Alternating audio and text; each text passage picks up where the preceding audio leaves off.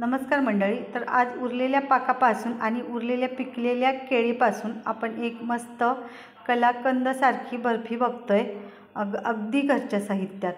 तर मी नारळ घेतला आहे एक, पण नारळ माझा सुका निघाला आहे, तरीही मी तोच वापरते. तुम्ही ओल्या नारळाने टेस्ट जास्तच वाढली असती, तर असो, सध्या तरी मी हाच नारळ वापरते. तुम्ही ओला नारळ टाका. तर हे घेतलं आहे मी काजू आणि बदाम. त्याचे काप करून 1 चमचा तुपावर फ्राय करून घेतले, चांगलं लालसर होईपर्यंत भाजून घेतले. 1 वाटी रवा आणि अर्धी वाटी मी बेसन घेतले. आणि आता घालते मी कढईत 4 चमचे तूप. आणि आता टाकते मी 1 वाटी रवा. तो रवा आपल्याला मीडियम गॅसवर 1 मिनिट चांगला भाजून घ्यायचा आहे. आपल्या पोहे खायच्या चमच्याने मी 4 चमचे घट्ट तूप वापरले. 1 मिनिट झाल्यानंतर मी इथं टाकते बेसन अर्धी वाटी.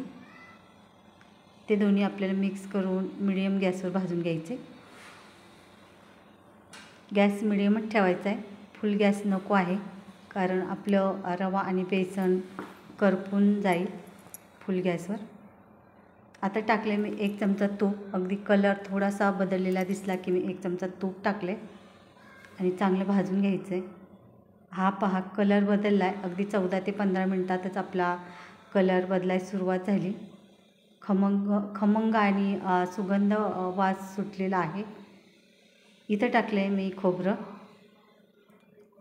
तो नारळ घेतलेला वाटून मी इथं टाकून 1 मिनिट परतून घेतलं. गॅस बंद केला आहे आणि कढई गरम आहे, तरी आपल्याला ते परतून घ्यायचे, करपलं नाही पाहिजे. हा घेतला आहे मी उरलेला पाक गुलाबजामचा आणि तो मी मोजून घेते. 1.25 वाटी पाक भरला आहे आणि तो मला मिडियम गॅसवर ठेवून द्यायचा आहे. चांगला गरम पण होईल आणि थोडासा आटेल. इथं टाकले मी मिल्क पावडर अर्धी ते पाऊण वाटी. गॅस बंद आहे, मिश्रण गरम आहे. ही पिकलेली केळी 3 घेतली आणि त्याला चमच्याने असे दाबून बारीक करते किंवा हाताने बारीक केलं तरी चालेल. बारीक केलेली केळी आपल्याला कढईमध्ये टाकून मिक्स करून घ्यायचे. अगदी एकजीव असं मिक्स करून घ्यायचे. गॅस बंद आहे. आता आपल्याला हा भाजलेला सुकामेवा काजू आणि बदाम टाकून घ्यायचे, तेही मिक्स करून घ्यायचे. त्याच्यानंतर 8 ते 9 थेंब इसेन्स घालायचे. मी रोज इसेन्स घातले आणि चांगले मिक्स करून घेतले. इथं तुम्ही विलायची पावडर कुटून किंवा वाटून टाकली तरी चालेल. आता टाकायचं आपल्याला थोडा थोडा करून पाक.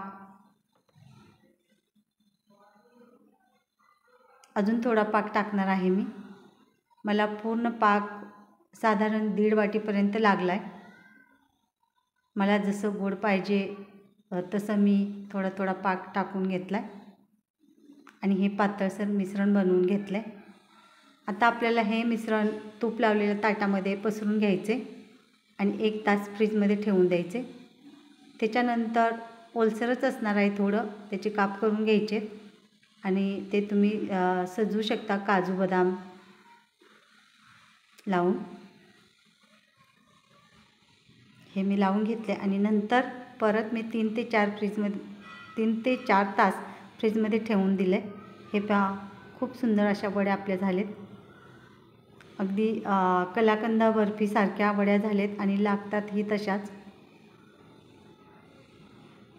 तर आपली ही रव्याची कलाकंद बर्फी तयार झाली, उरलेल्या पाकाची आणि उरलेल्या केळीची.